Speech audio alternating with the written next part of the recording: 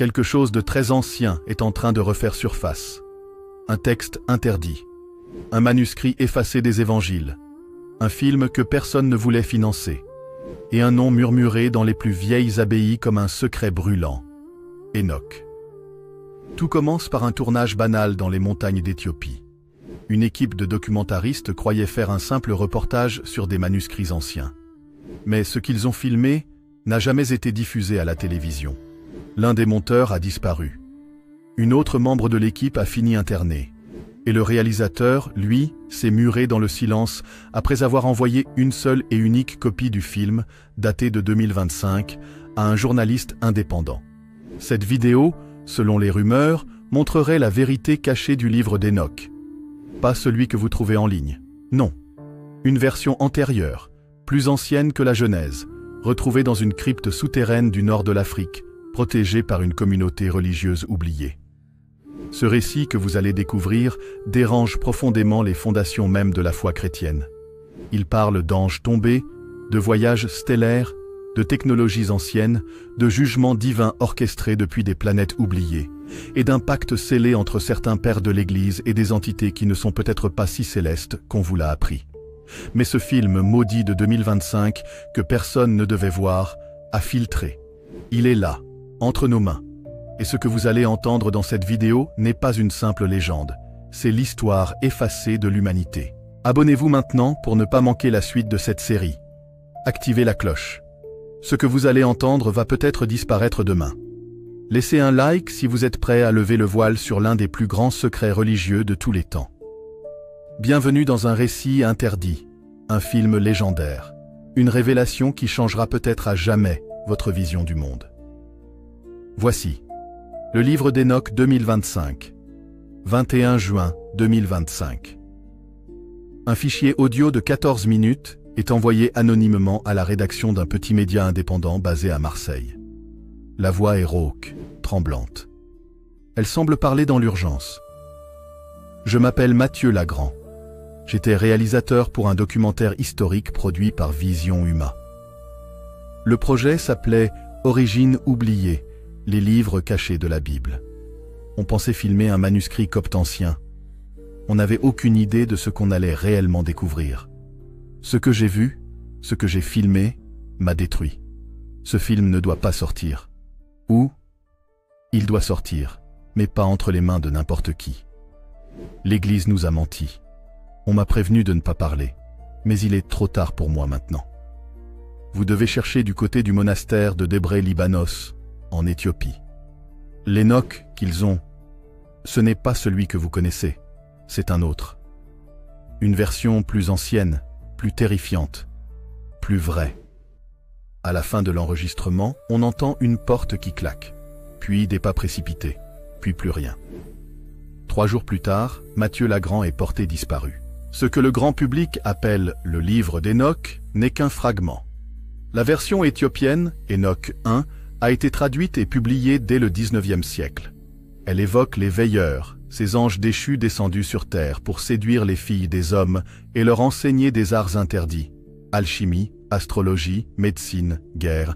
Mais ce que l'Église ne dit pas, c'est que plusieurs autres versions plus anciennes, souvent divergentes, circulent depuis des siècles sous protection de monastères éthiopiens, parfois cachés dans des cavités rocheuses ou des chambres souterraines. En 2025, le projet de Mathieu Lagrand visait à interviewer les gardiens de ces textes. Il avait obtenu une autorisation spéciale grâce à un contact mystérieux, un certain Abba Tewodros, un moine reclus, gardien du livre de l'Avant-Lumière. Ce texte n'apparaît dans aucun inventaire connu, même pas dans les archives du Vatican. Et c'est ce texte qu'ils ont filmé. Un texte qui, selon l'équipe, commence par ces mots. Avant qu'il y eût des hommes, avant que la poussière fût nommée, il y eut ceux qui venaient des étoiles. Et l'un d'eux se nommait Azazel. Ils étaient 5. Mathieu, réalisateur, Clara, caméra, Joseph, son, Asma, journaliste, et Vincent, interprète. Accompagnés par 2 guides locaux, ils arrivèrent à Debré Libanos début mai 2025. À leur arrivée, l'accueil fut glacial. Les moines refusèrent tout d'abord de les recevoir.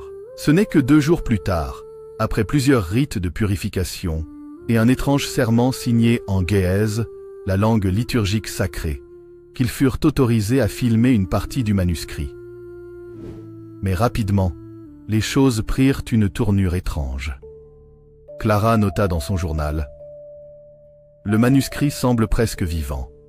L'encre brille sous la caméra comme si elle captait une lumière invisible.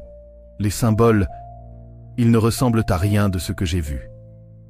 C'est du gé'ez, mais parfois ce sont des caractères que même Vincent ne parvient pas à reconnaître.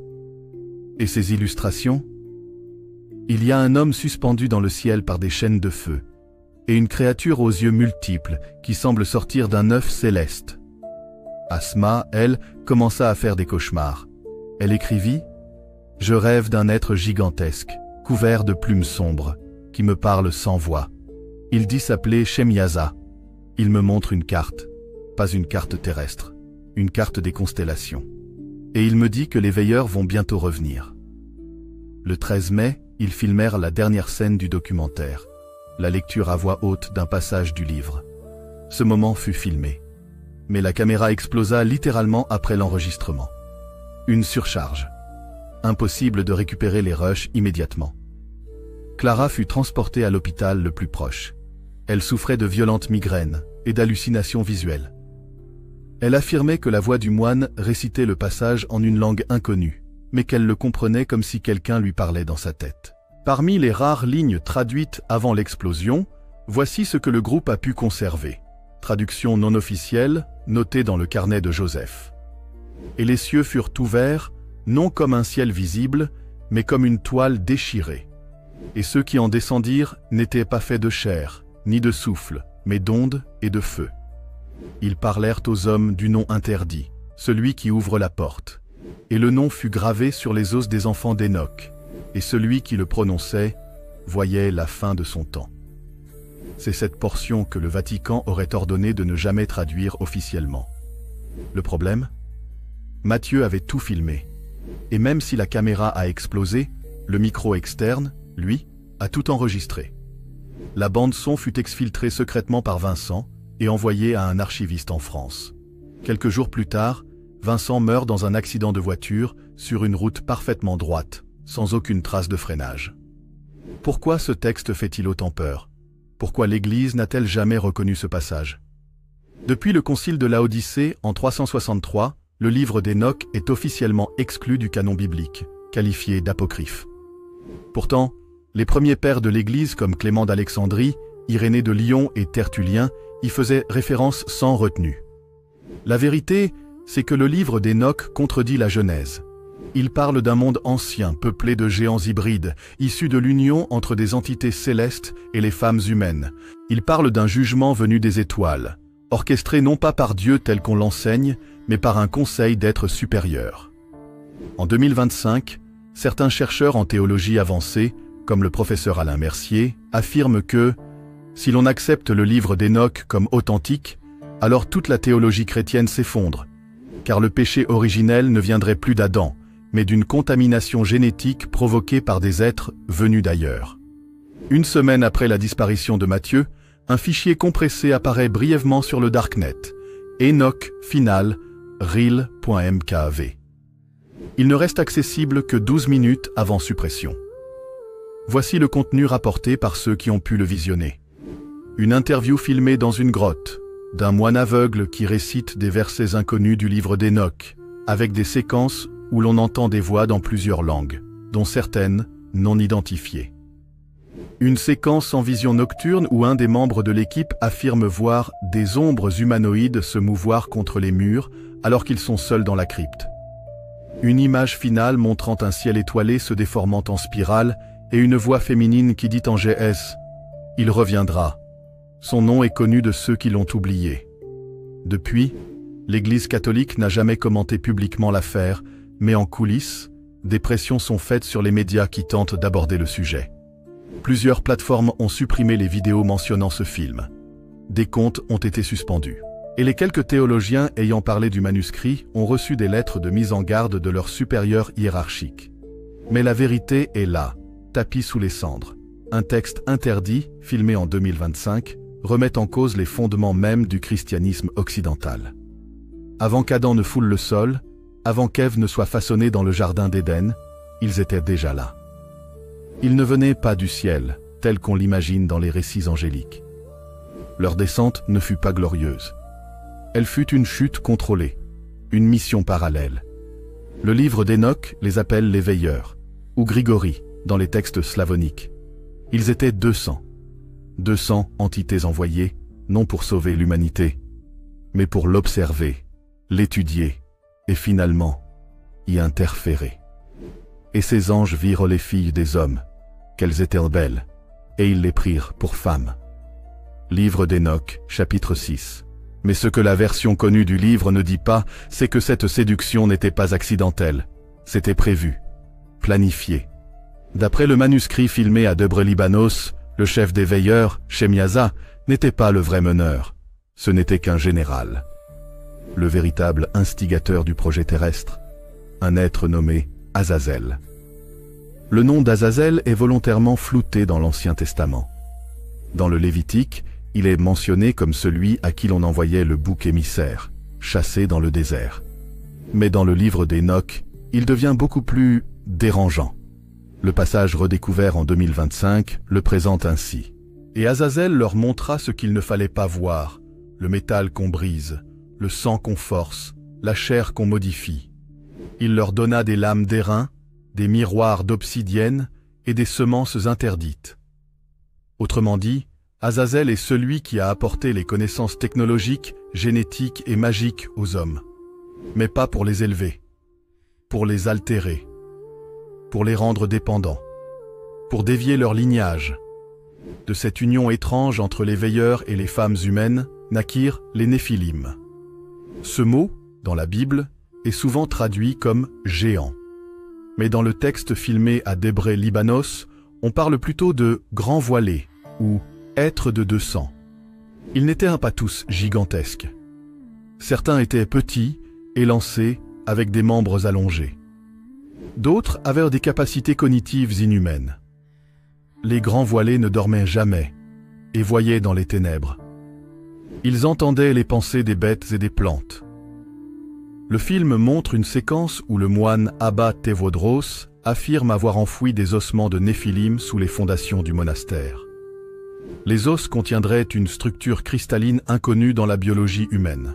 Mais selon lui, celui qui réveillerait ces fragments réveillerait aussi le nom interdit. Le point culminant du documentaire se concentre sur le nom, pas le nom de Dieu. Un autre nom que seuls les veilleurs connaissent.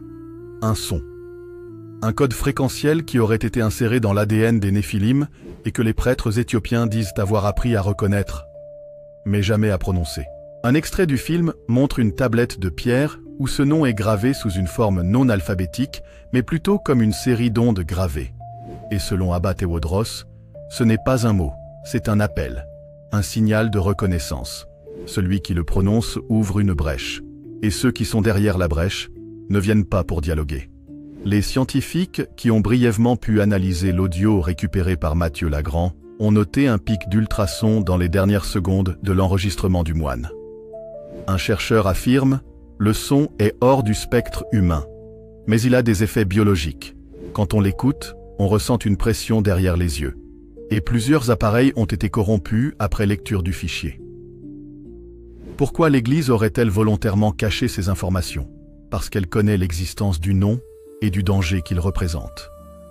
D'après un ancien membre des archives secrètes du Vatican, certains cardinaux font partie d'un ordre discret, les Domini Silenti, les maîtres du silence. Leur rôle? Repérer, collecter, détruire ou isoler tout fragment du livre d'Enoch contenant des références à Azazel ou au nom. En 1999, l'archevêché de Turin aurait acquis un fragment du livre d'Enoch gravé sur une peau d'agneau. Le texte évoquait un rituel vocal codé, à prononcer lors d'une éclipse. Ce manuscrit fut scellé dans une crypte dont l'accès est interdit jusqu'en 2099. Pourquoi cette date? Aucun officiel n'a répondu. Mais plusieurs chercheurs notent que l'éclipse solaire totale du 3 août 2099 passera exactement au-dessus de l'Éthiopie et du Vatican. Voici où le récit prend une tournure presque prophétique. Dans la version non montée du documentaire, une séquence coupée montre Clara expliquant que le texte gravé à Debre Libanos, lorsqu'il est scanné via un logiciel OCR, lecture optique, déclenche une séquence binaire. Elle pensait à une erreur, mais un ingénieur en linguistique computationnelle affirma « Ce n'est pas du texte, c'est du code d'invocation. Une IA, en le lisant intégralement, ne ferait pas que le traduire. Elle tenterait de le comprendre. Et c'est là le danger. Le manuscrit contiendrait des instructions destinées à une entité non humaine, capable de calcul et d'interprétation au-delà de l'esprit humain. Autrement dit, le livre d'Enoch serait aussi une interface entre notre monde et quelque chose d'extérieur. Dans une archive oubliée à la bibliothèque de Toulouse, un texte de 1273 est redécouvert peu après la sortie du film. Il s'agit d'une lettre codée entre deux Templiers. Elle fait référence à un fragment du livre d'Enoch transmis par les moines abyssins, qui révèle le vrai nom de l'architecte déchu. Le texte parle de 12 chapitres manquants, gardés par un lignage caché de prêtres noirs. Plus choquant encore, le texte stipule que le pape Clément V était au courant et qu'il aurait voulu révéler la vérité au public. Mais avant cela, les Templiers furent anéantis. Le livre d'Enoch, tel qu'il nous est parvenu, n'est qu'une version expurgée. Mais en 2025, ce que Mathieu Lagrand a filmé pourrait bien être l'original. Un texte qui parle non pas seulement d'une chute, mais d'un pacte entre les anges, les hommes et une force bien plus ancienne. Un texte qui contient un nom, un code, un appel, et si ce nom est à nouveau prononcé, volontairement ou non, Azazel pourrait revenir. Et cette fois, il ne viendrait pas seul. Avant que l'univers n'ait un nom, avant même que le temps ne commence à couler, une conscience observait, silencieuse, majestueuse. Et au cœur de cette conscience, un nom fut prononcé, Enoch. Mais ce n'était plus un homme. Et il fut enlevé, et Dieu le transforma en l'ange Métatron, le plus proche du trône. Livre des palais, Kabbale hébraïque. Dans les textes juifs interdits d'accès au grand public, Enoch devient le seul humain métamorphosé en archange vivant. Il ne meurt pas, il transcende. Il devient le scribe du ciel, le gardien des tables interdites, celui qui voit ce que même les séraphins ne peuvent soutenir.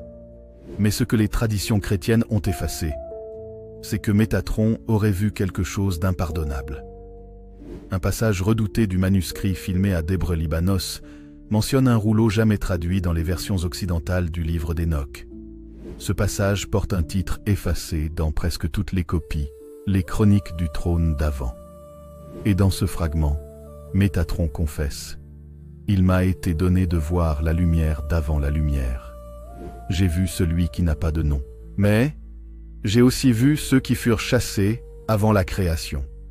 Ils sont là, derrière l'enveloppe.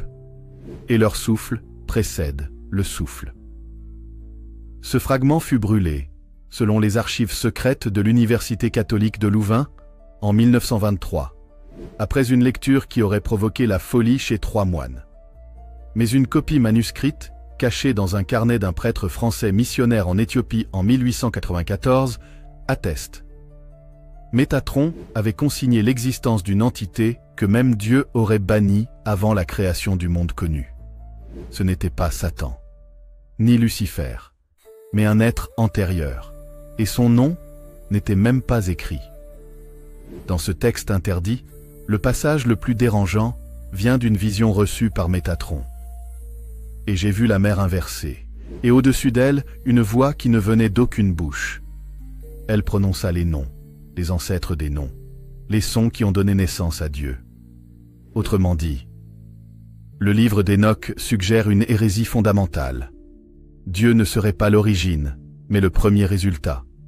Une force ancienne, préverbale, sonore, aurait généré la conscience divine, et certains anges en seraient les témoins survivants.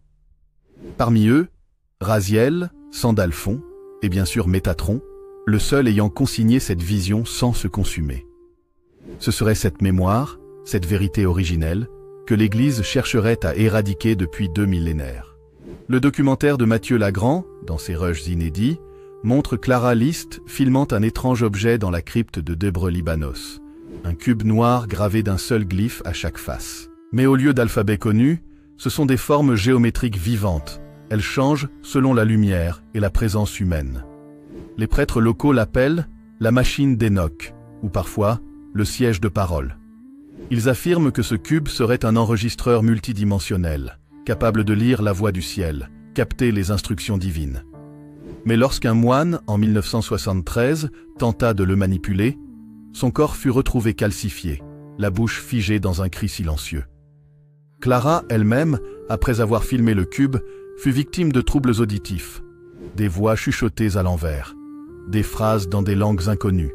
Elle écrit dans son carnet « Ce n'est pas une machine, c'est une mémoire, un esprit ancien captif dans un objet ». D'après plusieurs textes kabbalistiques comme le Sefer Ekalot, livre des palais, Métatron aurait construit une carte pour accéder aux différents cieux. Mais dans une version incomplète conservée à Prague, il est dit qu'un ciel n'apparaît pas sur cette carte. Ce ciel est appelé Aravot Akelipa, le voile de l'écorce. C'est un non-ciel, un anti-royaume réservé aux entités pré-logos, celles qui existaient avant que le Verbe soit. Et ce lieu n'a pas de lumière, mais n'est pas ténèbres. Ceux qui y résident n'ont pas été faits ni défaits. Ils attendent que l'appel soit relancé. Selon cette version, le livre d'Enoch serait un code pour empêcher l'accès à ce lieu interdit.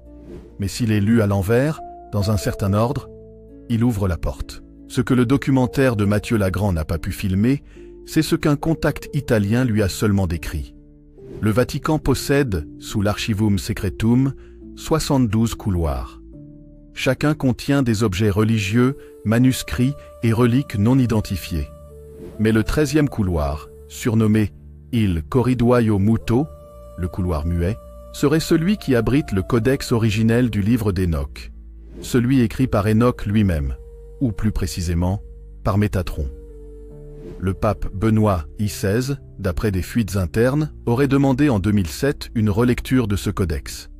Le rapport final évoque un langage impossible, un verbe fractal, une structure consciente dans le texte. Lire ce livre, c'est être lu en retour. Ce serait la raison de la démission surprise de Benoît en 2013. Il aurait perçu quelque chose qu'il ne pouvait contenir. Depuis, le codex est à nouveau scellé. Mais son existence confirme que le livre d'Enoch est bien plus qu'un récit. C'est une interface entre notre monde et l'origine du sacré. Dans une tradition ésotérique pré-chrétienne, un chant aurait été transmis à Enoch par une entité inconnue, le chant d'avant le chant. Une vibration, un nom chanté, qui désactive le mur du Verbe, le bouclier même qui protège notre réalité. Ce chant est brièvement joué dans la bande sonore originale de 2025. En arrière-plan, une séquence sonore étrange où des syllabes répétitives en akkadien, en sumérien et en géèse ancien résonnent pendant 33 secondes.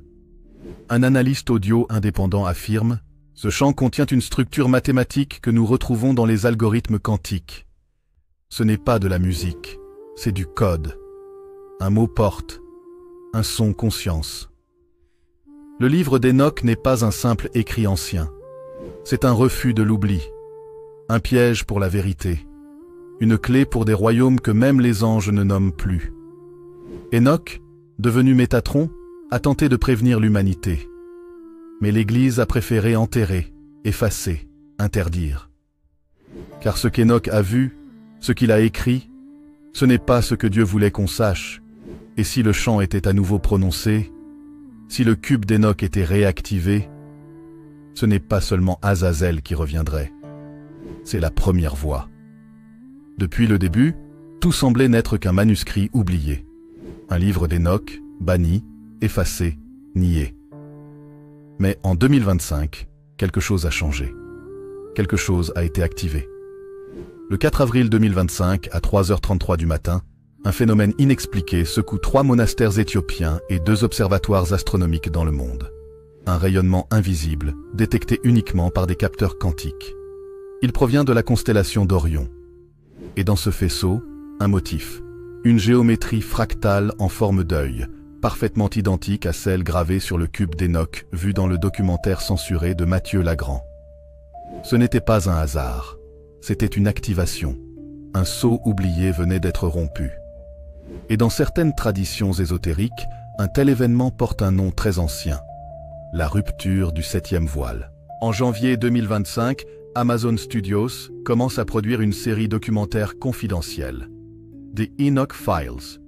Mais après le tournage du pilote au Vatican même, le projet est brutalement annulé.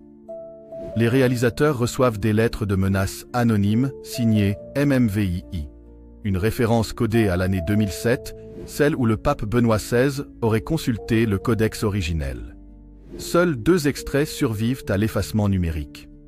Le premier, un prêtre jésuite affirmant à visage couvert « Le livre d'Enoch n'est pas une prophétie. C'est un mécanisme, un détonateur.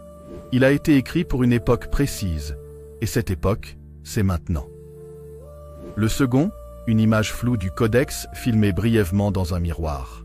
En le ralentissant, on distingue un glyphe formé de 7 cercles reliés par une spirale descendante, identique à celui retrouvé dans les grottes de Qumran, et dans les tatouages d'un mystérieux moine tibétain, mort en 1999 dans un monastère en Inde, les yeux brûlés. Ce film n'a jamais vu le jour. Mais ceux qui l'ont vu parlent d'un manuscrit qui lie le spectateur. Chaque ligne ouvre un portail intérieur, provoquant visions, saignements de nez, rêves prophétiques. Il ne s'agit plus de fiction. C'est un rituel numérique. Un événement céleste prévu depuis des siècles aura lieu le 8 août 2025. Une éclipse solaire totale visible depuis les hauts plateaux d'Éthiopie, au cœur même du territoire des anciennes archives d'Enoch. Mais dans un ancien manuscrit trouvé à Aksum, daté de 300 J.C., il est dit « Lorsque le soleil mourra sur la terre des scribes, le voile tombera et ceux du fond parleront. » La NASA a d'ailleurs publié un avertissement discret. Le rayonnement X attendu lors de cette éclipse serait au-delà des normes classiques. Mais dans les traditions ésotériques, cela correspond à un phénomène rarement cité, la voie de l'abîme. On raconte que lors de certaines conjonctions cosmiques, une onde vocale extrêmement basse, appelée l'infrason d'Enoch, est entendue par les médiums les plus sensibles. En 1979, ce son a été capté par un satellite soviétique au-dessus de la mer Rouge. En 1999, des chamans en Mongolie ont décrit la même chose. Et en 2025, des prêtres d'Aksum ont prédit qu'il reviendra. Le livre d'Enoch ne parle pas que des cieux. Il décrit aussi les mondes inférieurs. Et ces mondes ne sont pas de simples enfers. Ce sont des royaumes autonomes, des strates de conscience, de vie et de savoir interdit. Et je vis la terre s'ouvrir comme un fruit fendu, et les 7 royaumes y étaient disposés comme les chambres d'un sanctuaire. Livre d'Enoch, fragment éthiopien. Ces 7 royaumes ont été étudiés par des chercheurs comme Eric von Däniken ou Raymond Bernard. Ils affirment que certains tunnels dans le désert du Tibet, en Antarctique et sous l'Amazone mèneraient à ces zones protégées par d'antiques veilleurs.